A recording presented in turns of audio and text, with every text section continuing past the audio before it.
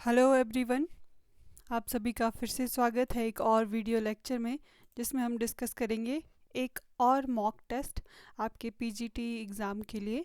ये mock test आपके NTA net exam के लिए भी इम्पॉर्टेंट रहेगा और इकोनॉमिक्स जिस भी एग्ज़ाम में पूछी जाती है, ये मॉक टेस्ट आपके लिए हेल्पफुल रहेगा।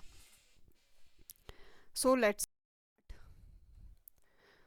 हमारा पहला प्रश्न है, under Cournot model of duopoly each duopolist will produce option A half of the output, 1/4 of the output, 1/6 of the output, 1/3 of the total output। तो इसका सही जवाब है option D, 1/3 of total output.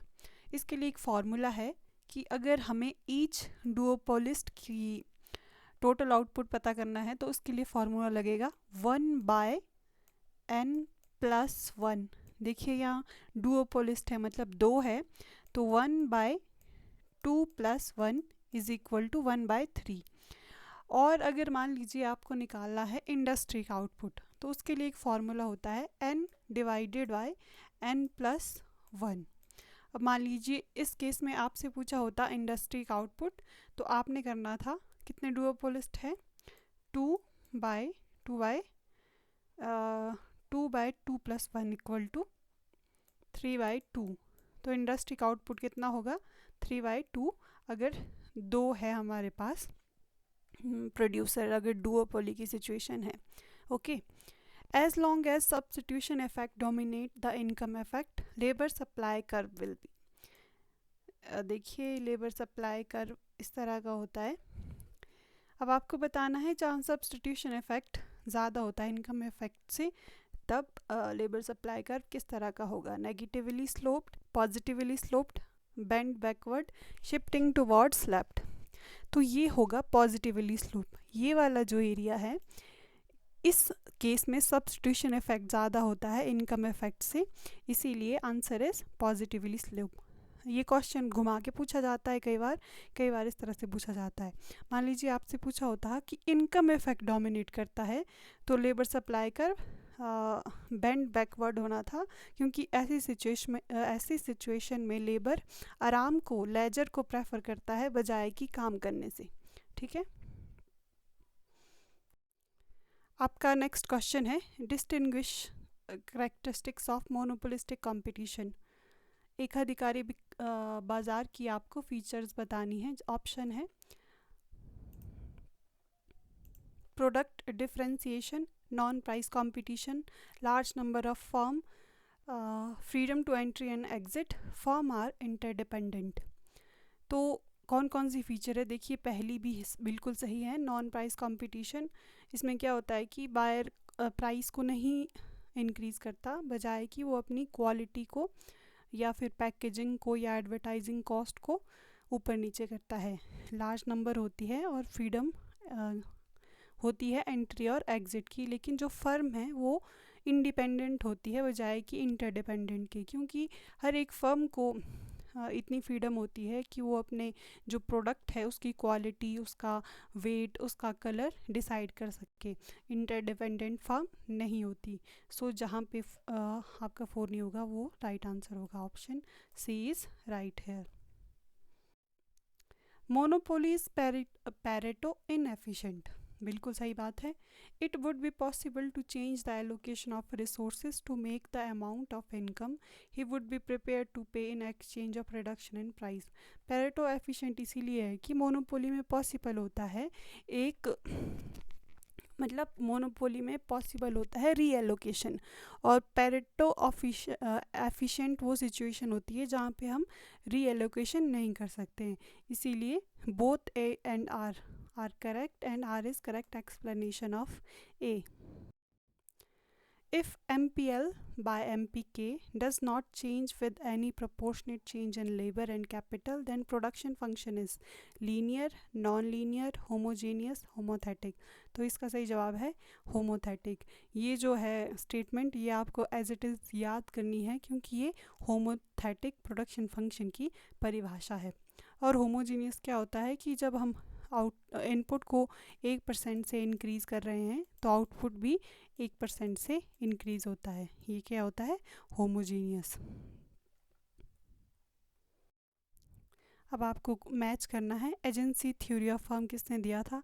X efficiency theorem किसने X inefficiency theorem किसने दी थी? Utility maximisation model Edgeworth box diagram first used bye.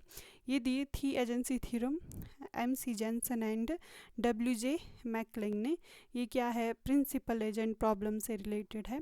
X efficiency theory दी थी लेबनस्टेन ने 424। यूटिलिटी मैक्सिमाइजेशन मॉडल दिया था OE विलियमसन ने। और एजवर्थ बॉक्स डायग्राम का फर्स्ट यूज़ किया था पैरेटो ने। तो 2413 ऑप्शन बी इज़ करेक्ट है। Inefficiency theorem x inefficiency theorem क्या बोलती है कि मान लीजिए मार्केट में क्या होता है कि एक फर्म ने 70% शेयर कैप्चर किया है और जो बाकी फर्म हैं उनका जो मार्केट शेयर है वो 30% है। तो ये जो 30% जिसने मार्केट शेयर कैप्चर किया है वो फर्म इस बड़ी फर्म के साथ compete करने की कोशिश ही नहीं करती, क्योंकि उसको पता है कि इसका बहुत ज़्यादा शेयर है मार्केट में और ये इनएफिशिएंट होती है। तो ये एक्सप्लेन किया था किसने? लेबनस्टीन ने। मतलब किसी फर्म की इनएफिशिएंसी का रीज़न उन्होंने बताया था, इसीलिए इस थ्योरी का नाम है x inefficiency theorem. At a point of tangency between short run average total cost, long run average cost and short run marginal cost। अच्छा, आपको बताना है कि जहाँ पर शॉर्ट रन, देखिए ये है लॉन्ग रन एवरेज कॉस्ट, क्योंकि ये सबको सबस्यूम करता है शॉर्ट रन एवरेज कॉस्ट को। तो ये है शॉर्ट रन मार्जिनल कॉस्ट। तो ये सारी बराबर होती है, is equal to long run marginal cost. ठीक है। In the equilibrium in a market is increasing, sorry, the equilibrium in a market is incomplete with increasing returns to scale only in case of imperfect competitive market, monopolistic market, perfectly competitive market, none of the above। देखिए मान लो ये आपका average cost है, ये है आपका increasing returns to scale, ये है आपका कांस्टेंट रिटर्न्स टू स्केल और ये है आपका डिक्रीजिंग रिटर्न्स टू स्केल। तो परफेक्ट कंपटीशन जब होता है इस सिचुएशन में जो हमारा इक्विलिब्रियम होगा वो, अगर परफेक्ट कंपटीशन है तो वो इनकम्प्लीट होगा, क्योंकि हमारे पास पॉसिबिलिटी है कि हम इस low level of average cost तक जा सकते हैं।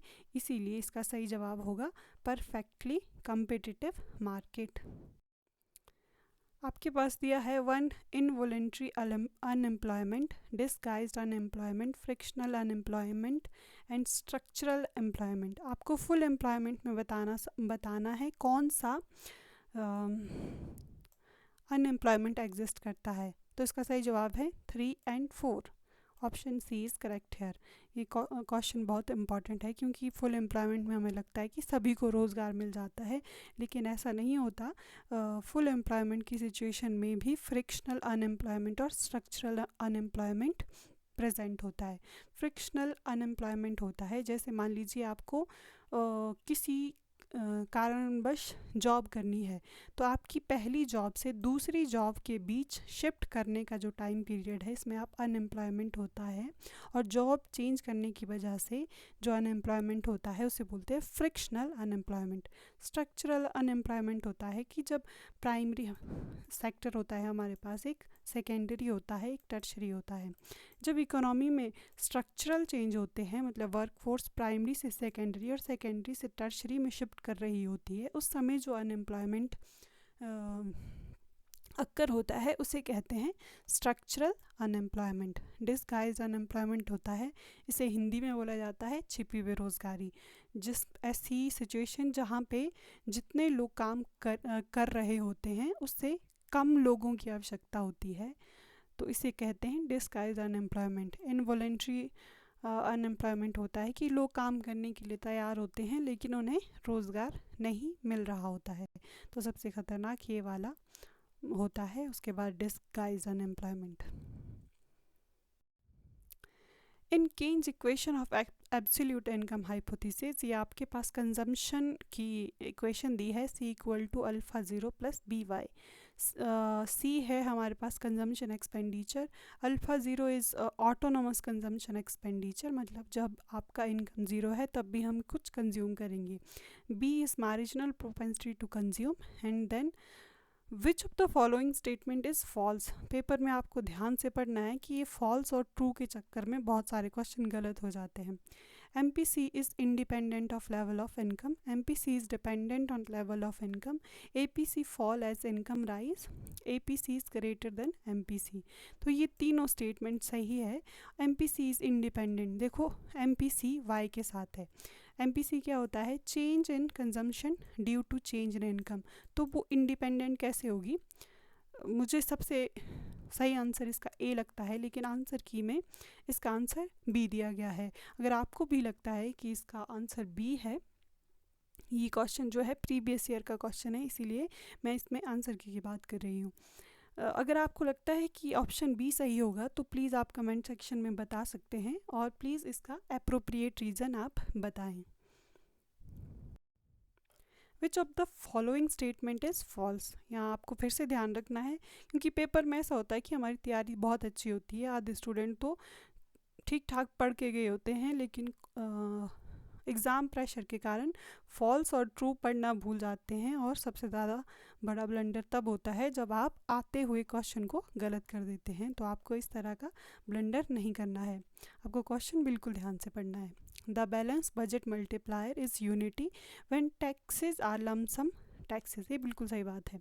The balance budget multiplies less than unity when taxes are ad valorem tax, ये भी आपका सही स्टेटमेंट है। Tax multiplier is less than the government expenditure multiplier, ये भी बिल्कुल सही बात है। Tax multiplier is more than government expenditure multiplier. देखिए टैक्स मल्टीप्लायर का फॉर्मूला होता है माइनस MPC बाय MPS, ये होता है टैक्स मल्टीप्लायर का फॉर्मूला, आप प्लीज़ इसको नोट कर दीजिए। और गवर्नमेंट मल्टीप्लायर का फॉर्मूला होता है 1/MPS, ठीक है। तो यहाँ माइनस में है तो जाहिर सी बात है टैक्स मल्टीप्लायर छोटा होगा ना, इसीलिए ये वाला स्टेटमेंट सही है और ये गलत, आपको पूछा था फॉल्स स्टेटमेंट। अब आपको मैच करना है Dale Jorgenson, James Keynes, James Tobin's, Clark theory. अब हमें कई बार ऐसा होता है एग्ज़ाम में, जो हमें आते हैं कुछ हमें आते हैं कुछ नहीं आते हैं, तो जो आपको आते हैं उनको मैच कर लीजिए। केन्स ने क्या दिया था? केन्स ने दिया था प्रेजेंट वैल्यू क्राइटेरियन, 2 का डी सब में डी है। अच्छा, जेम टोबिन ने दी थी क्यू थ्योरी ऑफ इन्वेस्टमेंट, ये इन्वेस्टमेंट की थ्योरी है। 3 का ए, अब 2 ऑप्शन आपके पास बच गए। जेम्स क्लार्क ने दी थी न्यू क्लासिकल थ्योरी बी, और डेल जॉर्जेंसन ने दी थी एक्सेलरेटर थ्योरी। ओके, तो option C is correct. In liquidity trap the demand for money is perfectly interest elastic, बिल्कुल सही बात है, जहाँ पे हॉरिजेंटल हो जाता है demand for money. Because in this situation all investor expect that the market rate of interest to rise towards the natural rate of interest, ये बिल्कुल सही बात है। केन्स ने यही बात बोली थी अपनी जो है लिक्विडिटी थ्योरी ऑफ इंटरेस्ट में। So option A is correct here. The rate of net investment spending per time period depends on the steepness of the downward slope of marginal efficiency of investment schedule, marginal efficiency of capital schedule, LM curve and IS schedule. Okay, तो option B is correct है। Which of the following is not specifically mention as a determinant of demand for money, ये question incomplete है, क्योंकि इसमें जो ये determinant बताए हैं ये अकॉर्डिंग टू फ्रीडमैन की थ्योरी के अनुसार बताए हैं। तो यहाँ पे अगर फ्रीडमैन होता तो ये ज़्यादा अप्रोप्रिएट क्वेश्चन होना था, ठीक है। तो इसका सही जवाब है रियल रेट ऑफ इंटरेस्ट। ये बाकी सारे फ्रीडमैन ने इंडिकेटर बताए थे, डिटर्मिनेंट बताए थे डिमांड फॉर मनी के। Whose model of the following economists make use of stock investment principle to explain business cycle? तो आपको बताना है कि स्टॉक एडजस्टमेंट का यूज़ किसने किया था बिजनेस साइकिल को एक्सप्लेन करने के लिए। तो ये थे Nicholas Kaldor. Concept of vicious circle, ये सबसे इजी क्वेश्चन है, रैग्नर नरकसे ने दिया था, जिसमें बोलता था कि एक देश निर्धन है क्योंकि वो निर्धन है। Inverted U shape income distribution hypothesis is associated with. इस स्लाइड में आपको सिंपल से इकोनॉमिस्ट के नाम बताने हैं। तो यू शेप किसने दिया था? साइमन कुजनेट्स ने। ये ऐसा होता है इन्वर्टेड यू शेप, कि जैसे जैसे एक देश विकास की तरफ जाता है तो इनइक्वालिटी, यहाँ पे इनइक्वालिटी होता है और यहाँ पे पर कैपिटा इनकम, जैसे जैसे एक देश में विकास होगा तो इनइक्वालिटी बढ़ेगी, लेकिन एक टाइम के बाद वो कांस्टेंट होगी और बाद में वो कम होती जाती है। इसे कहते हैं inverted U shape hypothesis. Component of HDI human development index, तो इसके कंपोनेंट थे longevity, educational attainment, decent, standard of living. तो आपका 2 जिसमें नहीं है, ऑप्शन डी इज़ करेक्ट है। अगर आपसे पूछा जाता है PQLI इसके इंडिकेटर आपको कमेंट सेक्शन में बताने हैं, और ये किसने दिया था, कब दिया था, HDI किसने दिया था, और हाल ही में इंडिया की रैंक क्या है HDI की, क्योंकि ये इंडेक्स हाल ही में रिलीज़ हुआ है, और आपकी जो नीबर कंट्री है उसकी रैंकिंग भी आपको पता होनी चाहिए। Arrange the proponent of classical theory of development in sequential order. ये क्वेश्चन है BPST का एंट्रांस था, उसमें पूछा गया था। David Ricardo, Adam Smith, J.S. मिल, रॉबर्ट माल्थस। तो सबसे पहले आए थे एडम स्मिथ, ठीक है, उसके बाद आए थे रॉबर्ट माल्थस, उसके बाद आए थे J.S. मिल, फिर डेविड रिकार्डो। तो ऑप्शन ए इज़ करेक्ट है। इन Marxian scheme of things, M tends to C tends to M dash, where M dash is greater than M and M dash M is surplus value। ये बिल्कुल सही बात है, ये Karl Marx की theory है। The main cause of this surplus value is raw material and machine. ये गलत बात है, क्योंकि मार्शल ने बताया था सरप्लस वैल्यू जो लेबर जनरेट करता है। So A is correct, R is wrong. फिर से आपका आ गया match the following. Structural view of under employment, laissez faire policy, departmental scheme of expanded reproduction, golden age of accumulation. ये किसने दिया था? Structural view of under development, Hollis Chenery ने। 1 का 2 laissez faire policy, classical economist, departmental scheme of expanded reproduction Karl Marx, golden age of accumulation, steady growth rate. ठीक है, फिर से आपका मैच तो फॉलोइंग है। क्रिटिकल मिनिमम एफर्ट थीसिस, ये दिया था लेबनस्टीन ने। नाइफ एज प्रॉब्लम हेरेडोमर मॉडल का एक हिस्सा है। बास्टर्ड गोल्डन एज, ये किसने दिया था? RF कहान ने। और बिग पुश थ्योरी किसने दिया था? रोजनसन रोडान ने। ये बैलेंस ग्रोथ थ्योरी को सपोर्ट करता था। तो इसके हिसाब से आप ये कोड मिला लीजिए। Which year in India have been best and worst in terms of growth rate of national income? तो ये था 1988 99 से 1979 to 80।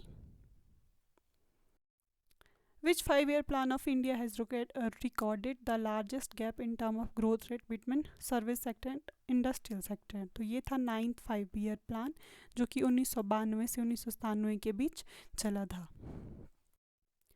If the cost of transporting a good between two nations exceed the pre-trade difference for the good between two nations, the trade in that good।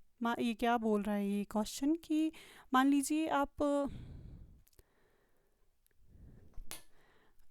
किसी good का trade करते हैं और trade करने के बाद वो गुड ज़्यादा महंगी हो जाती है, तो क्या ऐसी सिचुएशन में आप ट्रेड करेंगे? बिल्कुल नहीं, तो इम्पॉसिबल होगा। ट्रेड करना, क्योंकि ट्रेड फ़ायदे के लिए किया जाता है, ना कि नुकसान के लिए। According to Rybczynski theorem, the growth of only one factor at constant relative commodity price leads to an absolute expansion of. ये क्या बोल रहा है क्वेश्चन कि रेबेन्स्की थ्योरम के अनुसार अगर किसी एक कमोडिटी की, मान लो कोई फैक्टर, मान लीजिए लेबर है, लेबर कोई गुड को प्रोड्यूस कर रहा है और उसका मार्केट में प्राइस बढ़ गया, तो उसका फ़र्क क्या पड़ेगा, हम उसको उस कमोडिटी को ज़्यादा प्रोड्यूस करेंगे और जो प्रोड्यूस करने के लिए फैक्टर यूज़ हुआ है वो ज़्यादा इंटेंसिवली यूज़ करेंगे। So commodity using growing factor intensively, option B is correct here. The exchange rate is kept same in all part of market, why, इसका आंसर है exchange arbitrage. Which are relevant condition assume to be factor price equalisation theorem. ये किसने दिया था, Samuelson ने। Okay, ये क्या था, वो HO मॉडल को सपोर्ट करता था। ये modern theory of trade, international trade भी सीखा जाता है। Country are characterise by different factor endowments, बिल्कुल सही बात है। Country are characterise by different production function, ये गलत है। इंडस्ट्री, ये सही है। Each factor will export the commodity which used its abundant factor relatively intensively, ये भी सही बात है। सो जिसमें 3 नहीं होगा, option C is correct here. Which of the following is true with respect to monetary approach of balance of payment? It view the balance of payment as an essentially monetary phenomena. Option A is बिल्कुल सही बात है, ये assumption है इसकी monetary approach की। ठीक है, ये मैं इसीलिए नहीं पढ़ रही हूँ क्योंकि आपको जब पूरा श्योर हो जाता है कि आपको यही आंसर करेक्ट होगा, तब आप इग्नोर कर सकते हैं पेपर में टाइम बचाने के लिए। लेकिन अगर आपकी स्पीड अच्छी है पढ़ने की तो आप कोशिश कीजिए आप सभी ऑप्शन को पढ़ें। When a nation impose a import tariff of nation offer curve will, import tariff जब इम्पोज करता है कोई नेशन तो shift away from axis measuring export commodity. So बिल्कुल ए, बिल्कुल ऑप्शन सही है, क्योंकि जब भी कोई इम्पोज करता है एक देश टैरिफ तो क्या होता है, ऑफर कर्व एक्सपोर्ट से दूर चला जाता है और इंपोर्ट के पास आ जाता है। इसको ऐसे रखना, एक्सपोर्ट से दूर इंपोर्ट के पास, याद। If the international terms of trade settle at a level that is between each country opportunity cost, जाहिर सी बात है सभी की अपॉर्चुनिटी कॉस्ट के हिसाब से अगर टर्म्स ऑफ ट्रेड डिसाइड होगा तब क्या होगा, सभी कंट्री को फ़ायदा होगा। Both country gain from trade, option B is correct here. Arrange the following in chronological order, ये टैक्स इंक्वायरी है। कुछ कमेटी है कि टैक्स हमें किस तरह से लगाना चाहिए, इसके लिए वेरियस कमेटी बिठाई गई थी। सबसे पहले कमेटी आई थी टैक्सेशन इंक्वायरी कमीशन, ये थी मथाई कमेटी, ये माथ और यहाँ गलत दिया गया है। उसके बाद आपकी आई थी झा कमेटी, और उसके बाद आई थी वांगचू कमेटी 1970 के करीब। फिर चैलिया कमेटी आई थी 1992 नरसिम्हा राव की time. So option B is correct here. Which of the following are relevant in zero-based budgeting? Each item of expenditure is challenged in pre-budget review. No minimum level of expenditure is allowed to be taken as given. Expenditure of each item is increased marginally. Most of the expenditure is taken for granted when budget is prepared for next year. तो इसका अच्छा, इसमें code दिए गए हैं।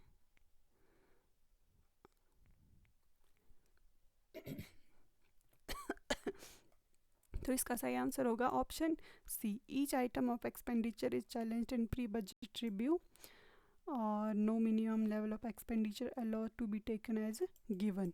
ठीक है, ये ज़ीरो बेस बजटिंग किसने दिया था, पीटर ए पायर ने।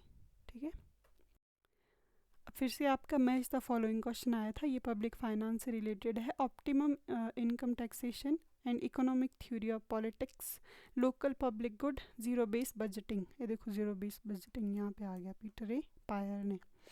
4 का 2, ओके। लोकल पब्लिक गुड ये दिया था चार्ल्स टाइबूट ने। सो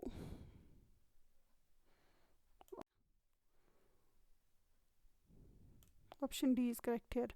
ऑप्टिमल इनकम टैक्सेशन ये किसने दिया था? रामसे ने। ये आपका आया था इस बार सेट के एग्ज़ाम में भी। And economic theory of politics ये एंटोनी डाउन ने एक बुक लिखी थी। तो option D is correct here. Which of the following is tantamount of absence of taxation? Tantamount का मतलब होता है सिमिलर। तो सिमिलर क्या होता है एब्सेंस ऑफ टैक्सेशन का? Tax evasion, evasion of tax, जहाँ पे हम टैक्स की चोरी करने की कोशिश करते हैं। Which of the following tax is within the jurisdiction of state as enumerated in list 2 of schedule 2 of. अच्छा, ये जो क्वेश्चन है ये इनवैलिड होगा आपका, क्योंकि अब आपका जीएसटी इम्प्लीमेंट हो गया है, जिसमें 3 तरह के टैक्सेस होते हैं, सेंट्रल जीएसटी, स्टेट और integrated GST. Colin Clark has argued that most of country of world the safe upper limit of taxation with is Colin Clark ने जो लिमिट दी थी वो दी थी 25%। पब्लिक फाइनेंस में 3 थ्योरी इंपॉर्टेंट है, Wagner's law, Wiseman and Peacock hypothesis and Colin Clark hypothesis. Wagner's law क्या बोलता है कि जैसे जैसे किसी देश की इकोनॉमी ग्रो करती है तो पब्लिक एक्सपेंडिचर भी साइमल्टेनियसली ग्रो करता है। इसको law of increasing state activity भी कहा जाता है। फिर आपके पास आते हैं वाइसमैन एंड पीकॉक।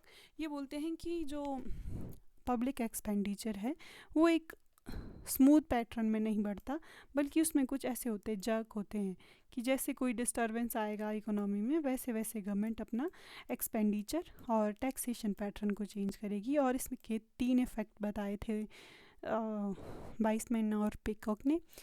सबसे पहला डिस्प्लेसमेंट इफ़ेक्ट, जब किसी डिस्टर्बेंस आने की वजह से पुराना एक्सपेंडिचर और टैक्स नया एक्सपेंडिचर और टैक्स का रूप लेता है, उसे कहते हैं डिस्प्लेसमेंट।